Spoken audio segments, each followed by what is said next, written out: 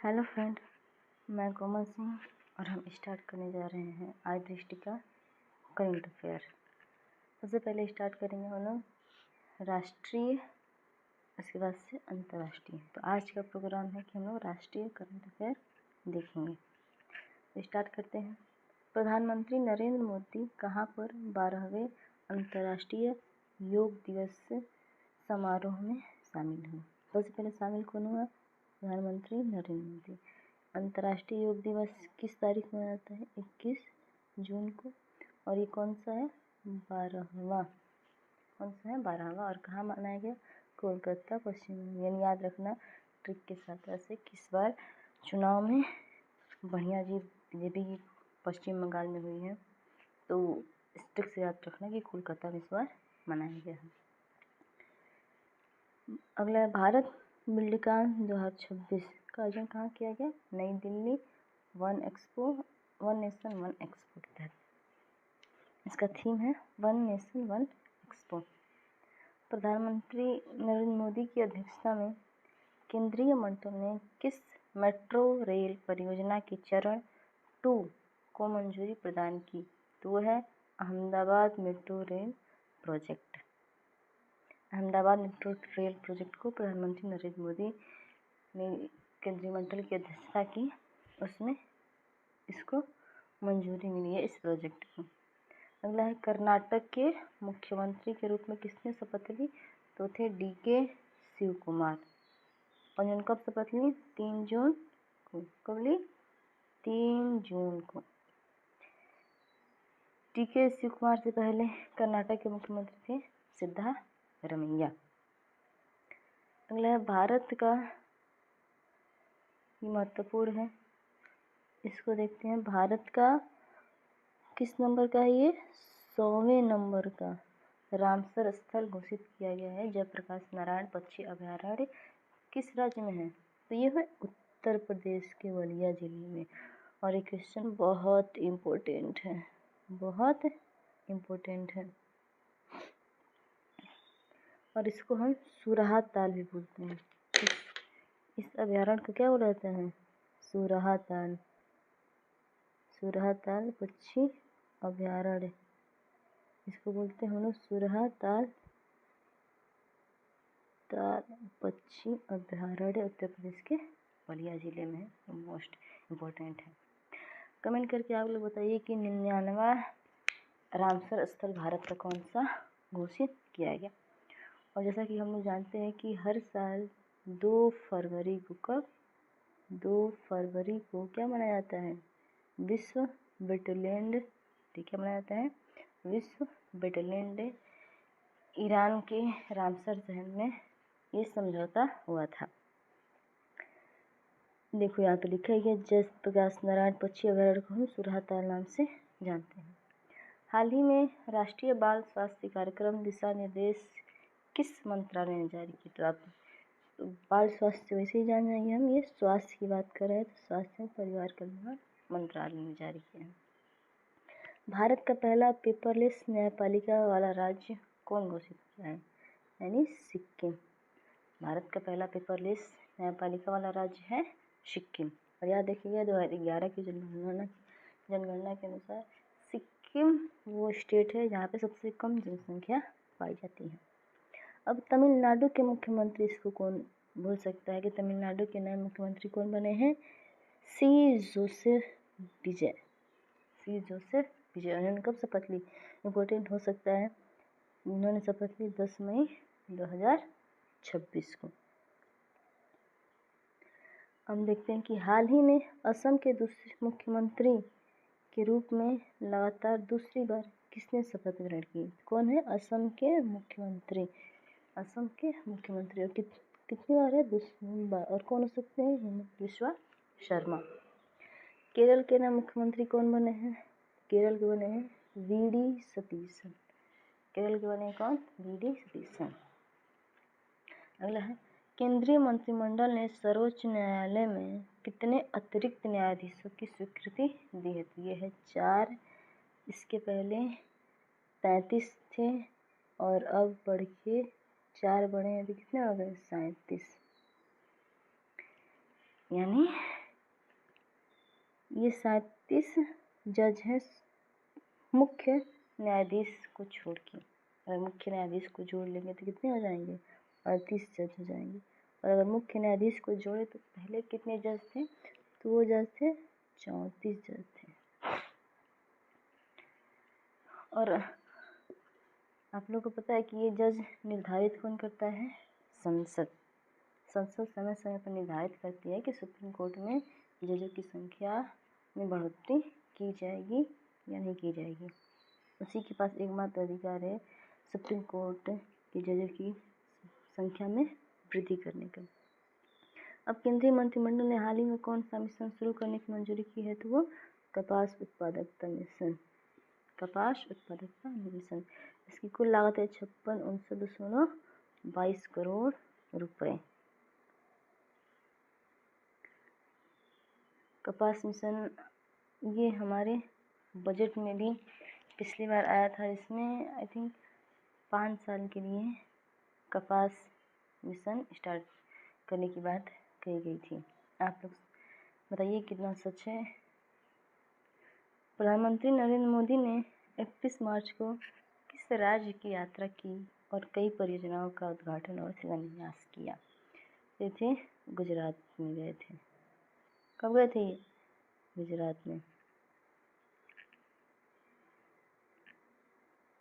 प्रधानमंत्री की गुजरात यात्रा में किस संग्रहालय का उद्घाटन किया? तो याद रखिएगा, सम्राट संपत्ति संग्रहालय, गांधीनगर में।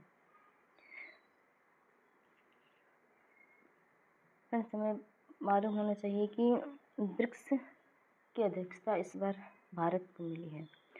तो इस एक अध्यक्षता के साथ ब्रिक्स की जो सदस्य बैठक होगी वो सितंबर माह में होगी।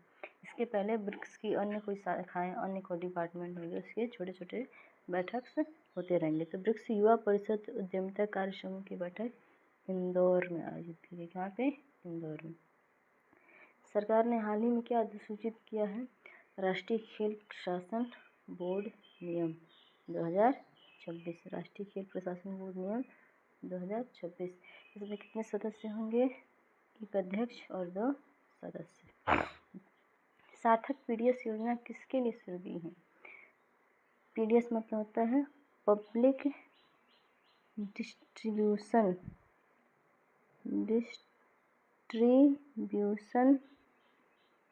सिस्टम। Public distribution system. तो सार्थक पीडीएस का उद्देश्य है कि सार्वजनिक वितरण प्रणाली को बेहतर कैसे बनाए। केंद्र सरकार अगले 5 वर्षों में सार्थक पीडीएस पर कितना खर्च करेगी? अगले 5 वर्षों में कितना? 25,530 करोड़ रुपए। और सार्थक पीडीएस योजना किसने मंजूरी दी? आर्थिक मामलों की कैबिनेट समिति ने। भारत की पहली स्वदेशी हाइड्रोजन ट्रेन किस खंड पर चलाने की मंजूरी मिली है? तो ये है जिंद और सोनीपत मार्ग। भारत की पहली स्वदेशी और हाइड्रोजन ट्रेन है। यूसीसी समान नागरिक संहिता विधेयक 2026 पारित करने वाला समान नागरिक संहिता जो अनुच्छेद 44 में, किसमें है? डीपीएसपी के अनुच्छेद 44 में। समान नागरिक संहिता डीपीएसपी में, किसमें? डीपीएसपी में है संविधान के। और अनुच्छेद क्या है इसका? 44 अनुच्छेद है। को पारित करने वाला असम देश कौन सा राज्य बना? यानी कितने नंबर का राज्य बना? तो ये बना है 3रा। यानी पहला था क्या? उत्तराखंड। पहला था उत्तराखंड, दूसरा है गुजरात, और तीसरा है असम। आयुष्मान भारत डिजिटल मिशन ने कुल कितने करोड़ आभा खातों का रिकॉर्ड बनाया? तो ये है 90 करोड़। कुल आभा खाता धारकों में महिलाओं की हिस्सेदारी कितनी है? लगभग आधी है। आभा खाता धारकों में महिलाओं की हिस्सेदारी कितनी है? आधी। भारत का पहला राष्ट्रीय एआई और डिजिटल शिखर डिजिटल जल शिखर सम्मेलन। भारत का पहला राष्ट्रीय एआई और डिजिटल जल शिखर सम्मेलन बेंगलुरु में आयोजित किया गया। कहाँ आयोजित किया? बेंगलुरु में। ये भी क्या है? इम्पोर्टेंट है। उत्तर क्षेत्र कृषि सम्मेलन कहाँ आयोजित किया? उत्तर क्षेत्र कृषि सम्मेलन कहाँ आयोजित किया गया? तो लखनऊ, उत्तर प्रदेश में। सम्मेलन का आयोजन किस केंद्रीय मंत्रालय ने किया था? तो कृषि सम्मेलन तो जाहिर सी बात है केंद्रीय कृषि एवं किसान कल्याण मंत्रालय ने इसको स्टार्ट किया होगा। जनगणना 2027 के लिए राष्ट्रीय टोल फ्री हेल्पलाइन नंबर क्या है? 1855। तो आप लोगों को पता है कि हम लोग की 16वीं जनगणना स्टार्ट होगी। सबसे पहले हाउस लिस्टिंग होगी, यानी घरों की गणना होगी। उसके बाद से पर्सन लिस्टिंग होगा, यानी पर व्यक्ति गणना होगी। तो उसमें जो हमारा नीति आयोग द्वारा जो शुभंकर दिया गया उसका नाम था, लड़कियों के लिए प्रगति था और लड़कों के लिए क्या था? विकास। क्या है इसका? शुभंकर बोल सकते हैं। तो इसके लिए सरकार ने कौन सा टोल फ्री हेल्पलाइन नंबर जारी किया? 1855। भारत की पहली अल्कलाइन बैटरी यूनिट कहाँ शुरू हुई? भारत की पहली अल्कलाइन बैटरी यूनिट भारत की पहली है और अल्कलाइन बैटरी यूनिट कहाँ शुरू की गई है? जम्मू और कश्मीर में। भारत के किस उपराष्ट्रपति ने श्रीलंका की द्विपक्षीय आधिकारिक यात्रा की? सीपी राधाकृष्णन। है ना? सीपी राधाकृष्णन। ये पहली बार हुआ है जो यहाँ पे कोई उपराष्ट्रपति गया हुआ है। CP Radhakrishnan. Femina miss India का आयोजन कहाँ हुआ? फेमिना मिस इंडिया 2024 का आयोजन किया Kalinga Institute of Industrial Technology Bhubaneswar में। और इसमें मिस इंडिया खिताब जीता साध्वी सतीश शैल। दिल्ली लखपति बिटिया योजना का शुभारंभ किसने किया? राष्ट्रपति द्रौपदी मुर्मू। दिल्ली लखपति बिटिया योजना का शुभारंभ किसने किया? राष्ट्रपति द्रौपदी मुर्मू। याद रखिएगा, ये इम्पोर्टेंट है। नीतीश कुमार ने किस पद से इस्तीफा दिया? जाहिर सी बात है बिहार के मुख्यमंत्री पद से ये इस्तीफा दिए, तभी तो सम्राट चौधरी बिहार के नए मुख्यमंत्री बने।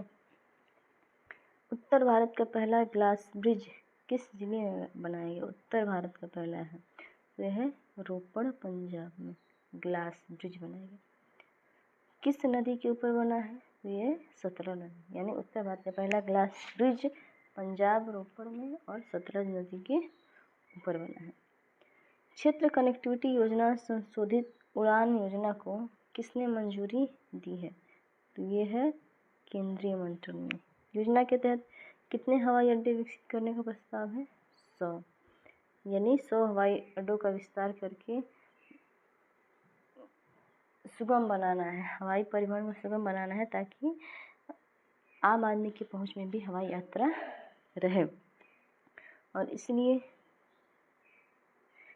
क्षेत्रीय कनेक्टिविटी योजना के तहत इस योजना को उड़ान योजना को मंजूरी दी गई है। उड़ान योजना इसका फुल फॉर्म होता है पूरे देश का आम नागरिक। क्या होता है?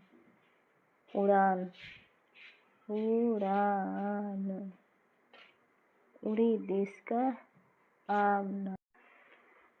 क्या है? उड़ी देश का आम नागरिक, इसका फुल फॉर्म है उड़ान योजना का। अब अगला है, इस योजना को कितने रुपए की मंजूरी मिली है? तो ये है 28,840 करोड़ रुपए। अगला प्रधानमंत्री नरेंद्र मोदी ने भारत में सबसे लंबे समय तक सरकार के प्रमुख रहने का रिकॉर्ड किसे पीछे छोड़कर बनाया है? तो यह है पवन कुमार चामलिंग, सिक्किम के मुख्यमंत्री थे और ये कितने दिन तक मुख्यमंत्री रहे थे? 8,930 दिन। केंद्रीय मंत्रिमंडल ने किस विकास योजना को मंजूरी दी है? तो यह है लघु जल विद्युत विकास योजना।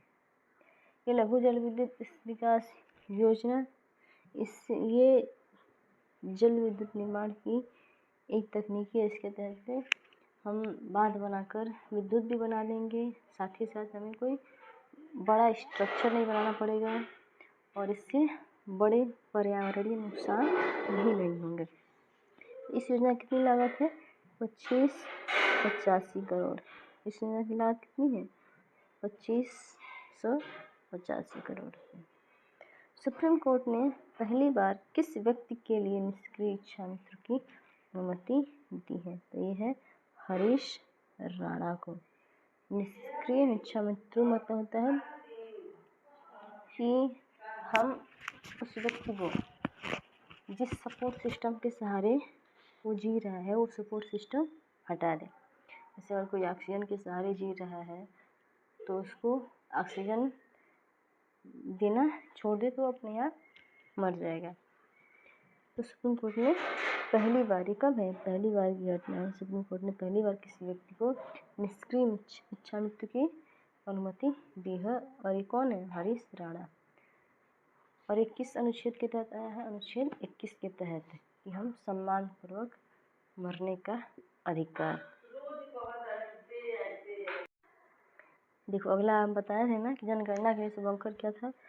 तो महिलाओं के लिए था प्रगति और पुरुष के लिए था विकास।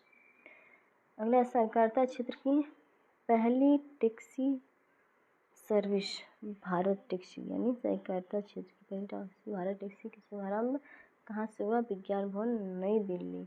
और कौन सा मंत्रालय था? केंद्रीय गृह एवं सहकारिता मंत्री अमित शाह, यानी सहकारिता मंत्रालय के तहत इसको स्टार्ट किया गया है। प्लास्ट इंडिया 2026 का उद्घाटन कहाँ हुआ? तो भारत मंडपम नई दिल्ली। प्लास्ट इंडिया का मुख्य विषय है भारत नेक्स्ट। महाराष्ट्र के उप मुख्यमंत्री के शपथ किसने ली? सुमित्रा पवार ने। इनके हस्बैंड की मृत्यु हो गई थी हेलीकॉप्टर क्रैश करने की वजह से, आपको पता होगा। बायोफार्मा शक्ति योजना का कुल बजट कितना है? बायोफार्मा शक्ति योजना 10,000 करोड़ और कितने वर्ष के लिए? 5 वर्ष के लिए है। मणिपुर के नए मुख्यमंत्री कौन बने हैं? ह्यूमनाम खेमचंद सिंह। एक बार हम फिर से याद कर लेते हैं। असम के मुख्यमंत्री द्वारा बने हेमंत बिश्व शर्मा और तमिलनाडु के बने हैं जोसेफ विजय। मणिपुर के ह्यूमनाम खेमचंद सिंह। मणिपुर में कितने उप मुख्यमंत्रियों ने शपथ ली? तो 2, नेमचा किपगेन और लोसी दिखो। नेमचा किपगेन और लोसी दिखो।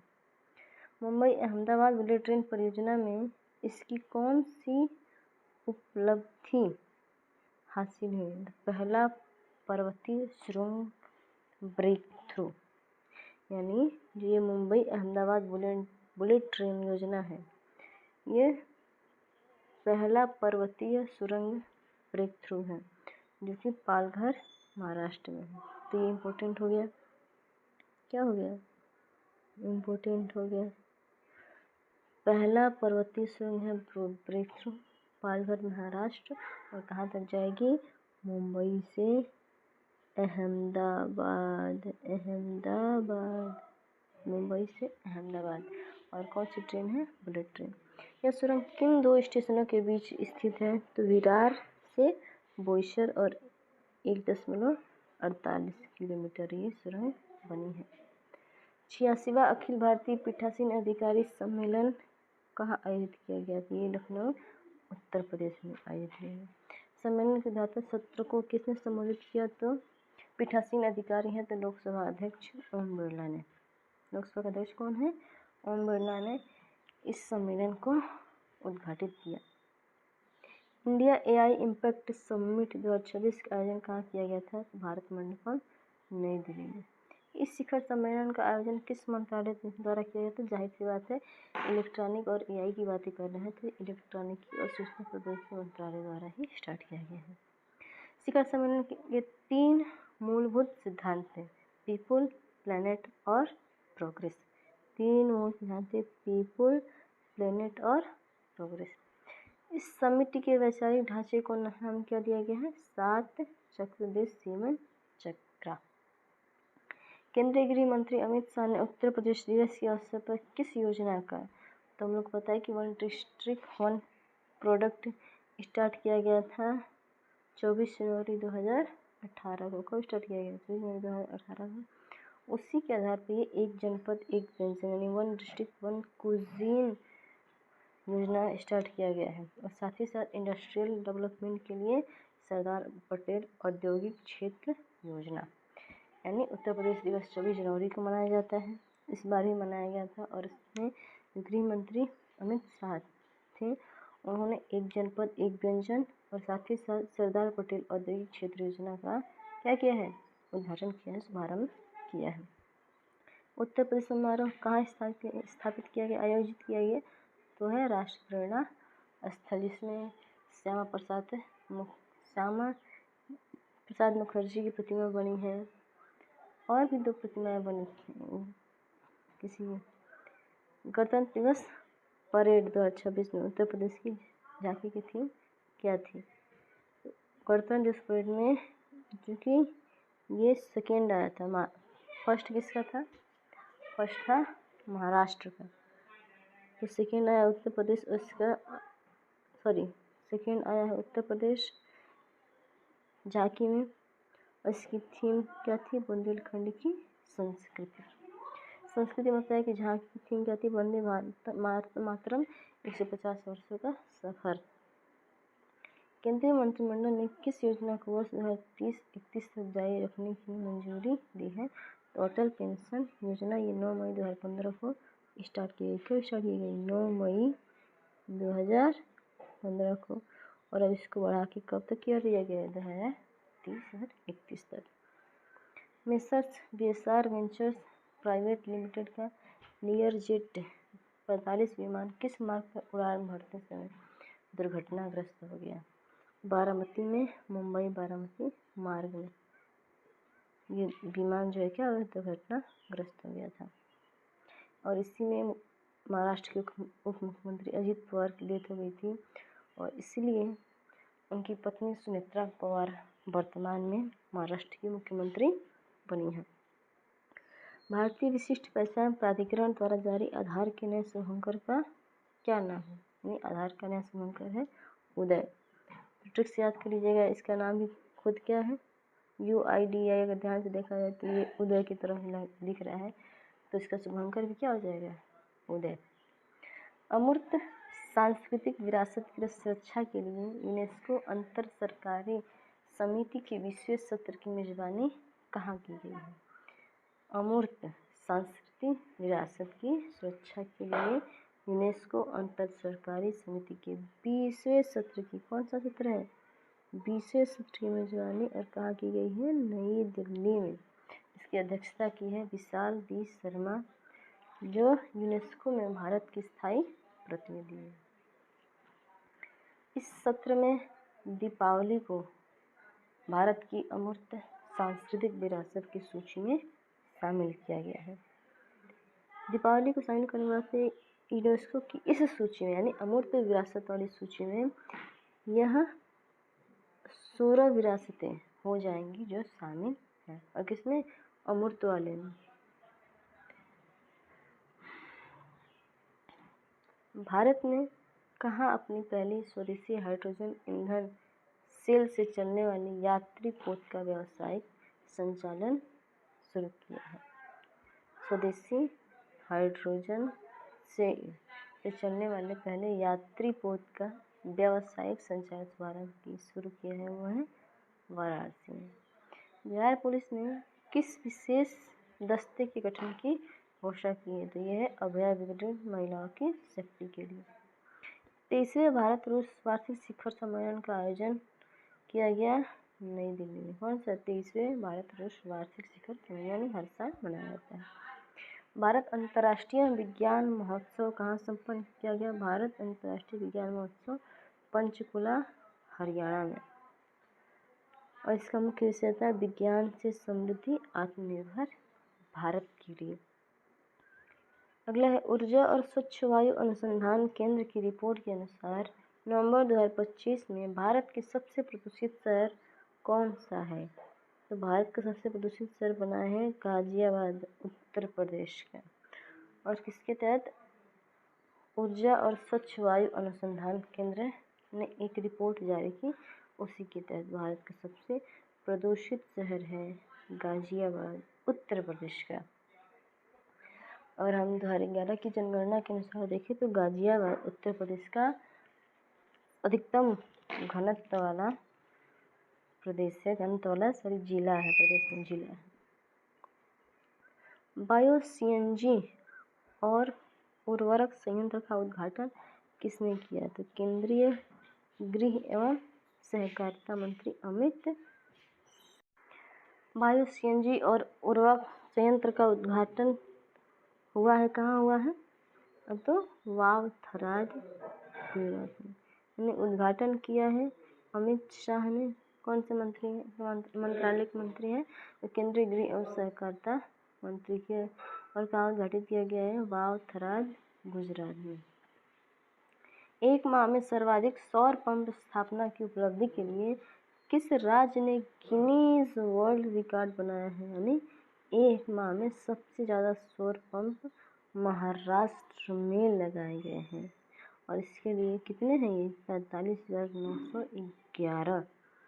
एक महीने में 45,911 सौर सिंचाई पंप लगाए हैं और गिनीज वर्ल्ड रिकॉर्ड बनाया गया है। विश्व आपदा प्रबंधन सम्मेलन 2025 कहाँ संपन्न हुआ? तो विश्व आपदा प्रबंधन सम्मेलन 2025 देहरादून, उत्तराखंड में संपन्न हुआ। इंडिया इंटरनेट गवर्नेंस फोरम का आयोजन कहाँ हुआ? तो नई दिल्ली में। और इसका कौन सा संस्करण है? 5वां संस्करण है। काशी तमिल संगमम कहाँ आयोजित किया गया है? वाराणसी में। और किसके सहयोग से? तो बीएचयू और आईआईटी मद्रास के सहयोग से वाराणसी में स्टार्ट किया गया है। और इसका थीम या इसका उद्देश्य बोले तो था तमिल कर कलम। इसका उद्देश्य क्या था? तमिल कर कलम। और इसका हिंदी में अर्थ होता है चलो तमिल सीखें। चलो तमिल सीखें। देश भर में सरदार @150 यूनिटी मार्च किसकी 150वीं जयंती पर शुरू की गई है? तो वो है सरदार वल्लभ भाई पटेल। और इनके नाम पे unity of statute of unity की स्थापना कहाँ हुई है? केवड़िया, गुजरात में। स्टैचू ऑफ यूनिटी की स्थापना सरदार वल्लभ भाई पटेल के नाम पे कहाँ शुरू हुई है? मतलब कहाँ स्थापित की गई है? केवड़िया, गुजरात में। और कब मनाया जाता है? तो 31 अक्टूबर को उनकी जयंती मनाई जाती है। 16वें वित्त आयोग ने अपनी रिपोर्ट किसे सौंपी? 16वें वित्त आयोग ने, चूँकि राष्ट्रपति इसको नियुक्ति करता है 16वें वित्त आयोग की, तो वो रिपोर्ट राष्ट्रपति को ही सौंपेगा। तो राष्ट्रपति को सौंपी गई। और यह रिपोर्ट किस अवधि के लिए? 2026-27 से लेकर 2030-31 के लिए। और वित्त आयोग की स्थापना अनुच्छेद 280 संविधान के अनुच्छेद 280 के तहत की जाती है। 280 के तहत। और 16वें वित्त आयोग के अध्यक्ष डॉक्टर अरविंद पनगड़िया। नीतीश कुमार ने कौन सी बार बिहार के मुख्यमंत्री पद की शपथ ली? इसका कोई ध्यान नहीं दो क्योंकि वर्तमान मुख्यमंत्री कौन है? सम्राट चौधरी हैं।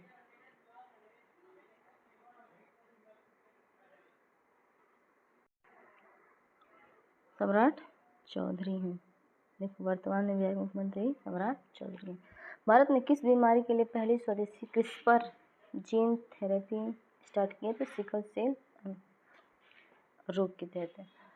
सिकल सेल रोग के तहत।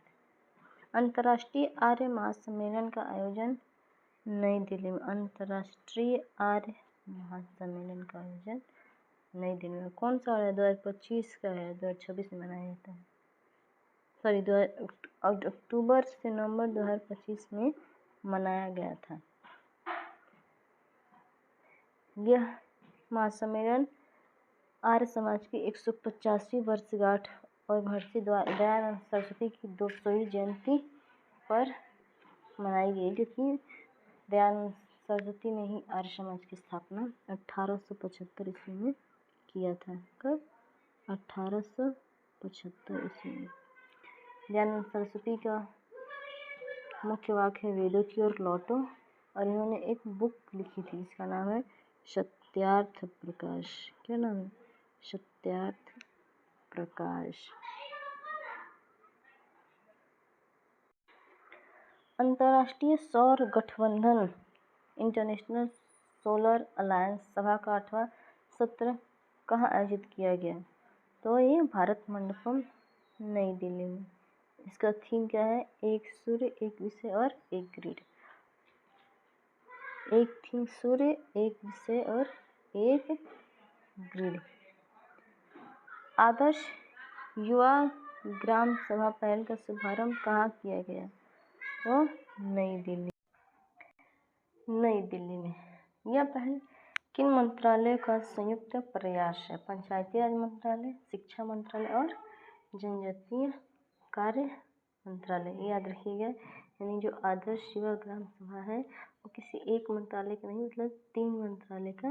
पहले पंचायती राज, शिक्षा और जनजातीय कार्य मंत्रालय। और इसका शुभारंभ कहाँ से किया गया? तो नई दिल्ली से। दीपोत्सव 2025 में कुल कितने दीप दिए जलाकर विश्व रिकॉर्ड बनाया गया? 26,17,215।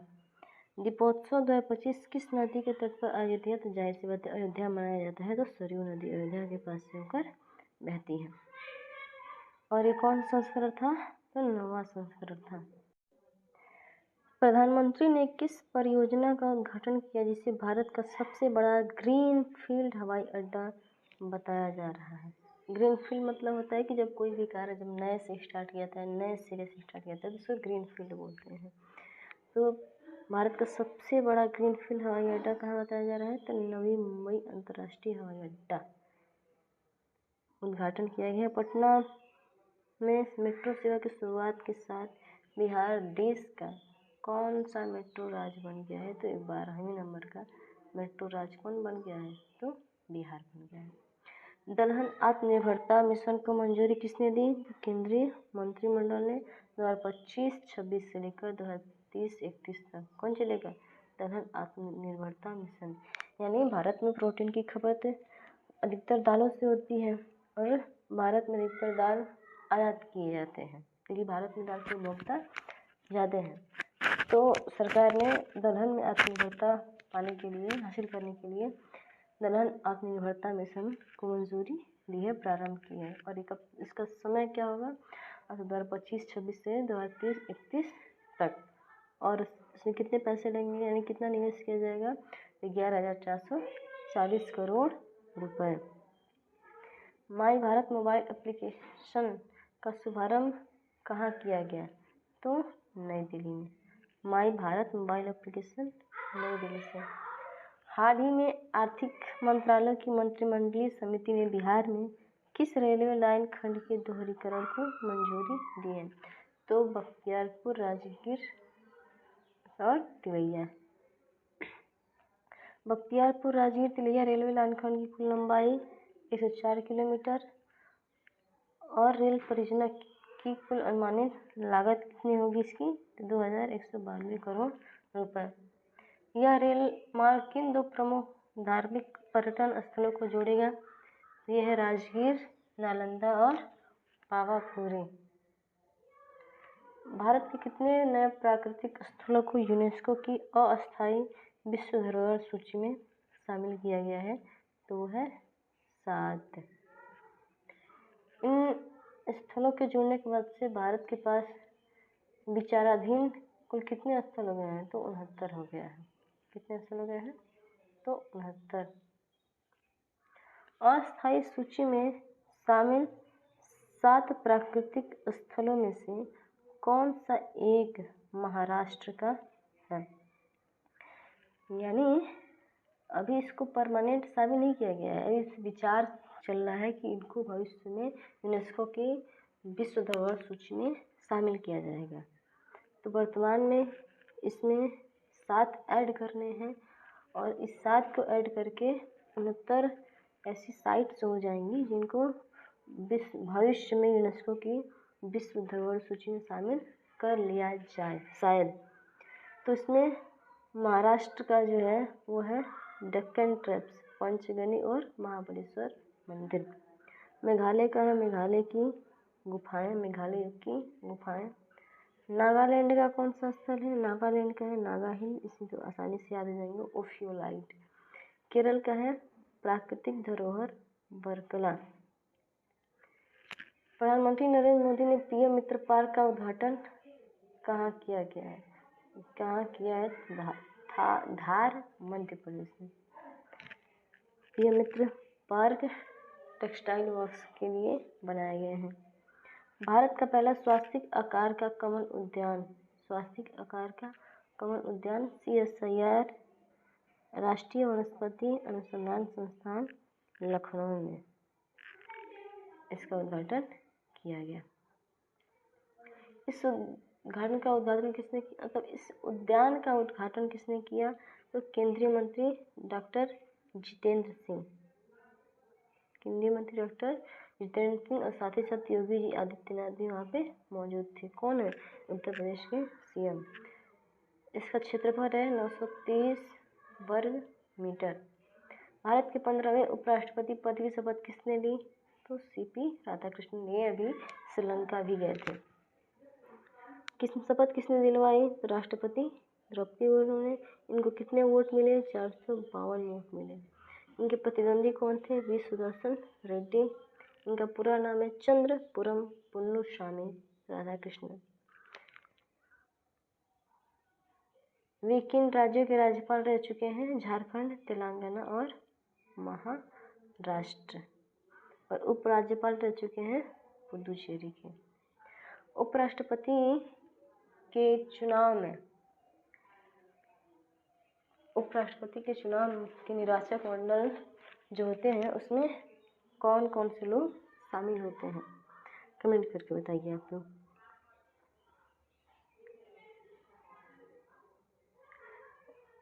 राष्ट्रपति में तो शामिल होते हैं संसद के निर्वाचित सदस्य और साथ ही साथ विधानसभाओं के ही निर्वाचित सदस्य। केवल निर्वाचित, नॉमिनेटेड यानी मनोनीत सदस्य नहीं। और साथ ही साथ दिल्ली और पुडुचेरी विधानसभाओं के सदस्य भी राष्ट्रपति में के चुनाव में भाग लेते हैं, यानी उसके निर्वाचन मंडल में शामिल होते हैं। और उपराष्ट्रपति के निर्वाचक मंडल के सदस्यों के बारे में आप लोग कमेंट करके बताइए। प्रधानमंत्री नरेंद्र मोदी ने बिहार के किस जिले में लगभग 40,000 करोड़ रुपए की विकास परियोजनाओं का शिलान्यास और लोकार्पण किया है? तो वो है पूर्णिया। प्रधानमंत्री ने किस बोर्ड का शुभारंभ किया? तो राष्ट्रीय मखाना बोर्ड। बिहार जो है पूरे उत्पादन का 90% मखाने का उत्पादन अकेले करता है, तो इसके विकास के लिए वहाँ पे राष्ट्रीय मखाना बोर्ड की स्थापना की गई थी। प्रधानमंत्री ने पुरुलिया हवाई अड्डे के किस नए ढांचे का उद्घाटन किया है? तो न्यू सिविल एनक्लेव में अंतरिम टर्मिनल भवन।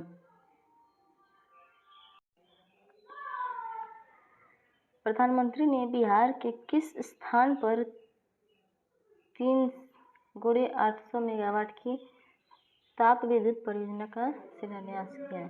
पीरपैंती, भागलपुर। पीरपैंती भागलपुर में। भागलपुर ताप विद्युत परियोजना किस प्रकार की प्रौद्योगिकी पर आधारित है? अल्ट्रा सुपर क्रिटिकल कम उत्सर्जन।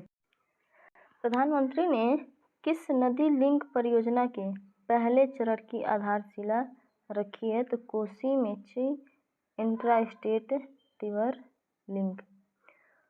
Kosi Mechi intra state river link project की अनुमानित लागत कितनी है? तो 2480 करोड़ से अधिक। जल निकासी क्षमता को कितने क्यूसेक से बढ़ाकर कितने क्यूसेक किया है? तो 15,000 से 20,000 क्यूसेक। प्रधानमंत्री ने विक्रमशिला कटारिया के बीच किस अवसंरचना परियोजना की आधारशिला रखी है? तो रेल लाइन परियोजना की अनुमानित लागत कितनी है? तो 2117 यानी 2170 करोड़ से अधिक। अररिया गलिया ठाकुरगंज के बीच कितनी लागत की नई रेल लाइन का उद्घाटन किया गया है? तो 4,410 करोड़ से अधिक। यह रेलखंड किन दो जिलों के बीच रेल संपर्क स्थापित करेगी? तो अररिया और किशनगंज। प्रधानमंत्री ने किस मार्ग पर वंदे भारत एक्सप्रेस ट्रेन को हरी झंडी दिखाई है? तो जोगबनी दानापुर भी बिहार में है। प्रधानमंत्री ने पूर्णिया में किस विशेष सुविधा का उद्घाटन किया है? तो सेक्स सॉर्टेड सीमेंट सुविधा। और एक किस मिशन के तहत स्थापित की गई है? तो राष्ट्रीय गोकुल मिशन के तहत सेक्स सॉर्टेड सीमेंट सुविधा की स्थापना की गई है। यह सुविधा प्रतिवर्ष कितनी सेक्स सॉर्टेड सीमेंट खुराक का उत्पादन करने में सक्षम है? तो 5 लाख। पूर्वी और उत्तर पूर्वी भारत में अपनी तरह की पहली सेक्स सॉर्टेड सीमेंट सुविधा कहाँ स्थापित की गई है? पूर्णिया। यानी ये पूर्वी और उत्तर पूर्वी भारत की अपनी पहली सेक्स सॉर्टेड सीमेंट सुविधा स्थापित की गई है और ये राष्ट्रीय गोकुल मिशन के तहत इसकी स्थापना की गई है। स्वच्छ वायु सर्वेक्षण 2025 किस कार्यक्रम के अंतर्गत आयोजित किया गया? तो राष्ट्रीय स्वच्छ वायु कार्यक्रम। किस मंत्रालय ने राष्ट्रीय स्वच्छ वायु सर्वेक्षण पुरस्कार 2025 का वितरण किया? तो पर्यावरण वन एवं जलवायु परिवर्तन मंत्रालय। वर्ष 2025 में किस शहर ने मिलियन प्लस यानी 10 लाख प्लस जनसंख्या श्रेणी में पहला स्थान पाया? तो वह है इंदौर, 200 में से 200 अंक। इंदौर की कौन सी उपलब्धि को गिनीज वर्ल्ड रिकॉर्ड में शामिल किया गया है? तो वर्ष में 16 लाख पेड़ लगाने की उपलब्धि के कारण इंदौर को गिनीज वर्ल्ड रिकॉर्ड में शामिल किया गया है। मिलियन प्लस श्रेणी में दूसरा स्थान जबलपुर का है। यानी मिलियन प्लस शहर में सबसे पहला स्थान इंदौर का, दूसरा स्थान जबलपुर का और तीसरा स्थान आता है आगरा और सूरत, दोनों एक साथ तीसरे स्थान पे आए हैं। तो आगरा उत्तर प्रदेश का है और सूरत गुजरात का है। 3 से 10 लाख जनसंख्या श्रेणी में प्रथम स्थान किसको मिला है? तो अमरावती आंध्र प्रदेश को मिला है। फिर 3 से 10 लाख श्रेणी में दूसरे स्थान पे है झांसी और मुरादाबाद, ये दोनों उत्तर प्रदेश के जिले हैं। 3 से 10 लाख श्रेणी में तीसरा स्थान अलवर यानी राजस्थान का है। 3 लाख से कम जनसंख्या श्रेणी में प्रथम स्थान मिला है देवास मध्य प्रदेश। यानी जो स्वच्छ वायु सर्वेक्षण कार्यक्रम के तहत जो रिपोर्ट जारी की गई है वो पर्यावरण वन एवं जलवायु मंत्रालय के तहत पुरस्कार दिया गया है और इसके लिए 3 श्रेणी बनाई गई है। एक श्रेणी में 10 लाख प्लस से ज़्यादा 3 शहर हैं। पहला शहर 10 लाख शहरों में से है इंदौर, जिसको 16 लाख पेड़ लगाने के लिए गिनीज वर्ल्ड रिकॉर्ड मिला है। दूसरा है जबलपुर और तीसरा है आगरा और सूरत, दोनों एक साथ। अब दूसरा श्रेणी है 3 से 10 लाख जनसंख्या का। इस 3 से 10 लाख जनसंख्या में 3 थर्ड यानी फर्स्ट, सेकेंड और थर्ड में आते हैं। फर्स्ट में आता है अमरावती, सेकेंड में है झांसी और मुरादाबाद, दोनों उत्तर प्रदेश के हैं, और थर्ड में आता है अलवर राजस्थान का। और तीसरा श्रेणी है जो 3 लाख से कम जनसंख्या वालों की, उसमें जो प्रथम श्रेणी में आया है वो है देवास मध्य प्रदेश का। 13 सितंबर 2025 को प्रधानमंत्री नरेंद्र मोदी ने कहाँ 9,000 करोड़ रुपए से अधिक के विकास कार्यों का उद्घाटन व शिलान्यास किया? यह है आइजोल, मिजोरम की राजधानी है। यहाँ पे बैरागी सेरांग रेल लाइन का उद्घाटन किया गया है। इस ऐतिहासिक अवसर पर जब आइजोल पहली बार भारतीय रेल नेटवर्क से जुड़ा तो कितनी नई एक्सप्रेस ट्रेनों को हरी झंडी दिखाया गया? तो ये है 3, यानी यह पहली बार था जब आइजोल को रेलवे लाइन से कनेक्ट किया गया, रेल से जोड़ा गया। NIRF रैंकिंग 2025 में समग्र श्रेणी में कौन सा संस्थान शीर्ष पर रहा? तो वो है IIT मद्रास। IIT मद्रास ने NIRF रैंकिंग में समग्र श्रेणी में लगातार 7वें वर्ष क्या है, प्रथम बना हुआ है। PM विकसित भारत रोजगार योजना की घोषणा किसने की? तो प्रधानमंत्री मोदी ने, और ये लाल किला से की। कब? 15 अगस्त 2025 को। तो डेट याद रखिएगा, 15 अगस्त 2025 को PM विकसित भारत रोजगार योजना। और किसने जारी की? प्रधानमंत्री नरेंद्र मोदी ने। कहाँ से? लाल किले से। और इसके तहत कितने रुपए आवंटित किए जाएंगे? तो लगभग 1 लाख करोड़।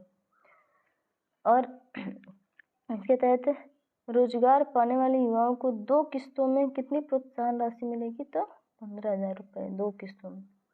मिशन सुदर्शन चक्र की घोषणा कहाँ से की गई? तो लाल किला से, मिशन सुदर्शन चक्र। इस मिशन को कितने वर्षों में पूरा करने का लक्ष्य है? 10 वर्ष, यानी वर्ष 2035 तक। पिपरावा निशानियों को कितने वर्षों के बाद भारत लाया गया? 127 वर्ष। पिपरावा निशानियों की खोज कब की गई थी? 1898 में।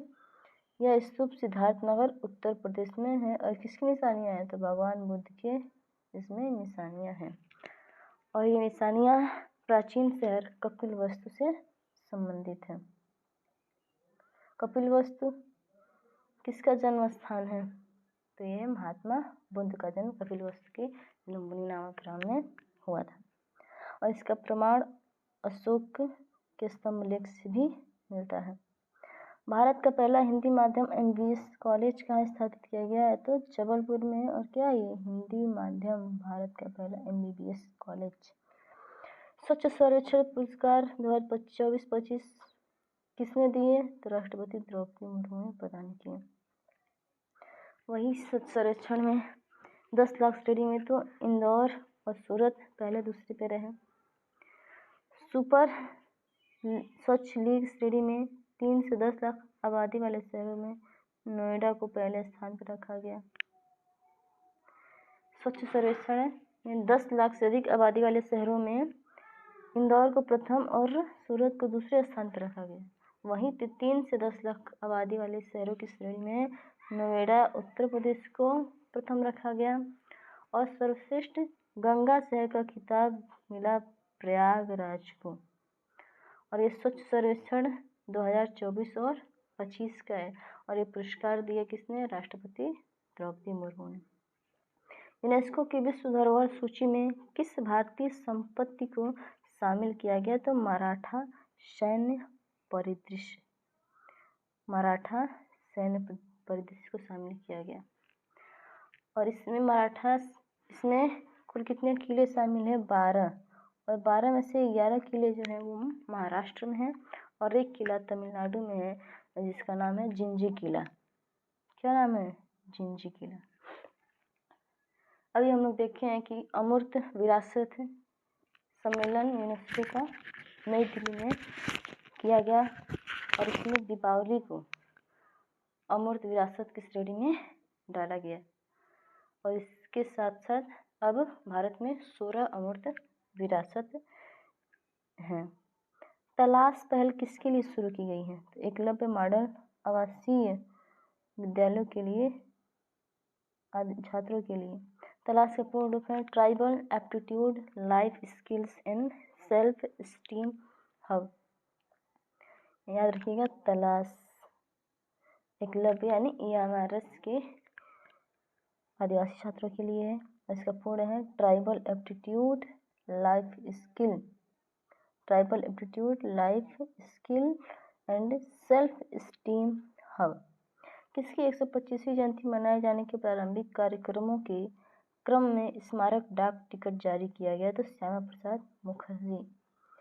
इस डाक को डिजाइन किए हैं नीनू गुप्ता ने। यानी श्यामा प्रसाद मुखर्जी की 9 जुलाई 2025 को 125वीं जयंती मनाई गई। बिहार सरकार ने किस आयोग के पहली बार गठन को मंजूरी दी है? यह है बिहार युवा आयोग। बिहार युवा आयोग। बिहार सरकार ने सरकारी नौकरियों में राज्य की मूल निवासी महिलाओं को कितने प्रतिशत क्षैतिज आरक्षण देने की नीति बनाई है? तो यह 35% की शैक्षिक आरक्षण नीति। तो आज का राष्ट्रीय करंट अफेयर आय दृष्टिका समाप्त हो गया और कल हम अंतर्राष्ट्रीय करंट अफेयर आय दृष्टिका स्टार्ट करेंगे। धन्यवाद।